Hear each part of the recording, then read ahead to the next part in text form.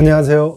캔서인서 홍은표입니다. 자, 오늘은 전립선 질환에 대한 흥미로운 연구 결과를 소개해 주신다고 들었습니다. 우선 전립선 질환의 종류에 대해서 설명해 주시길 바랍니다. 그럼 이제 전립선 질환이라는 건 크게 한 세 가지 정도가 있습니다. 가장 이제 기본적인 전립선염, 세균 감염이 가장 기본적인 거죠. 그래서 그쪽 부분이 통증이 있다든가 뭔가 불쾌한 느낌이 있다든가 그로 인해서 배뇨 장애가 나타나는 증상입니다. 그리고 이제 50대가 되면 급격히 늘어나는 게 전립선 비대증입니다. 20g짜리 전립선이 그대로 유지되는 게 아니라 50대가 넘어가면 점점 커지는 겁니다.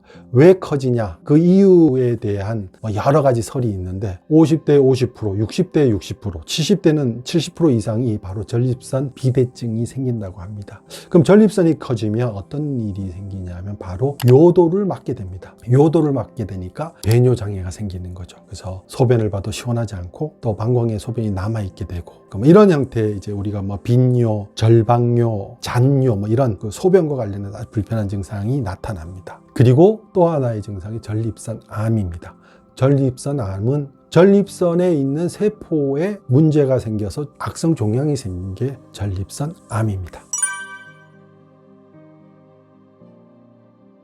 오늘 제가 소개해 드릴 연구는 전립선 비대증과 전립선암이 어떤 관계가 있느냐. 보통 우리는 그렇게 오해를 합니다. 전립선 비대증이 전립선암의 원인이 된다고 오해를 할 수도 있습니다.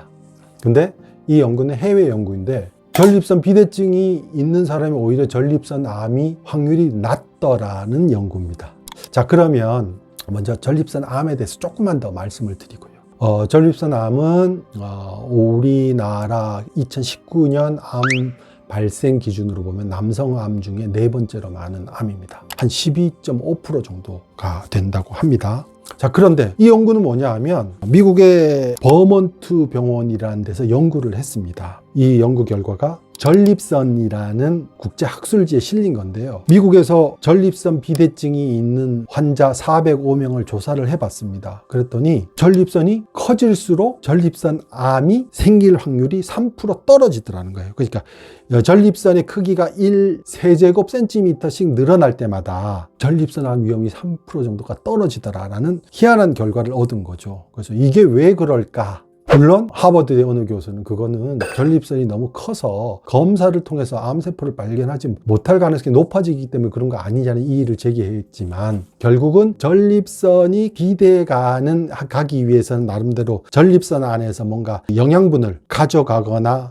그런 작용을 해야 되잖아요. 그래서 전립선과 암세포가 서로 성장을 하기 위해서 필요한 것들을 서로 가져가는 싸움을 하기 때문에 전립선이 비대하면 전립선암이 성장이 저해되는 거 아니냐. 이런 어떤 해석을 그 연구팀이 내놓았습니다.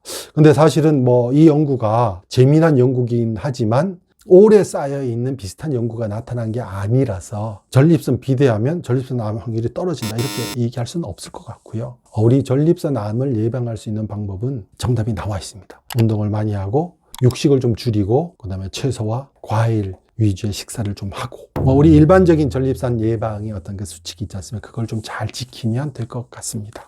그리고 또 하나 전립선 질환을 진단하는 방법이 혈액 검사를 통해서 PSA 수치를 봅니다. 전립선이 특이하게 분비하는 그 단백질 물질이 있는데요. 그 물질이 높아질수록 전립선 질환이 높다. 전립선 비대증도 그 수치를 기준으로 진단을 하고요.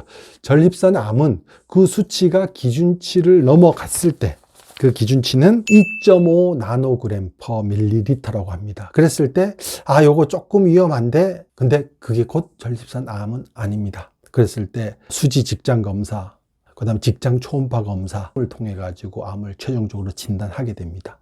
그래서 우리가 이 PSA 수치 전립선 질환과 관련된 거라고 염두에 두시고 늘 체크해 봤으면 좋겠습니다. 이상으로 오늘 전립선 질환에 대해서 알아봤습니다. 감사합니다.